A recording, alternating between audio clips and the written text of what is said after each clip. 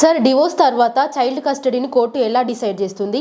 ఒకవేళ పిల్లలు మదర్ కావాలి, ఫాదర్ కావాలి అంటే కోర్టు ఎలా డిసైడ్ చేస్తుంది సార్? ఇప్పుడు చాలా టఫ్ క్వశ్చన్ అడిగారు మీరు. ఎందుకంటే మెజారిటీ ఆఫ్ ద డైవోర్స్ కేసెస్లో ఈ పిల్లల్ని ఎలా పంచుకోవాలన్నదే చాలా పెద్ద క్వశ్చన్ మార్క్ లాగా ఫామ్ అవుతుంది మదర్కి ఫాదర్కి. మదర్కి కానివ్వండి, ఫాదర్కి కానివ్వండి, యూజువల్గా పిల్లలు డెఫినెట్గా చాలా అటాచ్డ్ ఉంటారు. ఒక స్పెషల్ బాండింగ్ ఉంటుంది. ఆ స్పెషల్ బాండింగ్ ఉన్నప్పుడు ఆ పిల్లలకు కూడా అలాగే స్పెషల్ బాండింగ్ ఉంటుంది. కానీ డైవర్స్ అనే ప్రాసెస్లో కొద్ది కాలము మదర్ దగ్గరే పిల్లలు ఉండడంతో ఈ మదర్ కావాలని వాళ్ళకి బాగా ఎక్కించి కోర్టులో ఫాదర్ కలిసినప్పుడు నాకు ఫాదర్ ఇష్టం లేదు అని బలవంతంగా పిల్లలతో చెప్పిస్తారు. కానీ కోర్టు అది తీసుకోదు.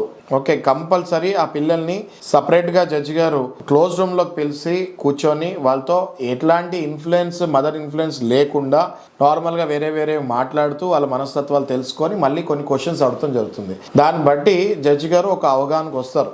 ఈ పిల్లలకి అవతల ఫాదర్ అంటే కూడా ఎంత ఇంట్రెస్ట్ ఉంది ఏంటి అన్నది. దాన్ని బట్టి judge will take a call right, పిల్లల్ని ఫాదర్ దగ్గర కూడా పంపించచ్చా వద్దా అన్నది. అలాగే ఫాదర్ ఒకవేళ ఏం సంపాదించకుండా పిల్లల్ని చూసుకునే శక్తి లేకపోతే మదర్ సంపాదించే శక్తి ఉంటే డెఫినెట్గా పిల్లల భవిష్యత్తు ఆలోచించి పిల్లల్ని అప్పుడు మదర్ దగ్గరే ఉంచుతారు. అలాగే మదర్ దగ్గర పెంచే శక్తి లేనప్పుడు ఫాదర్ మంచి ఆయన ఉండి సంపాదిస్తున్నప్పుడు పిల్లల్ని ఫాదర్ దగ్గర పంపించే అవకాశం కూడా ఉంటుంది.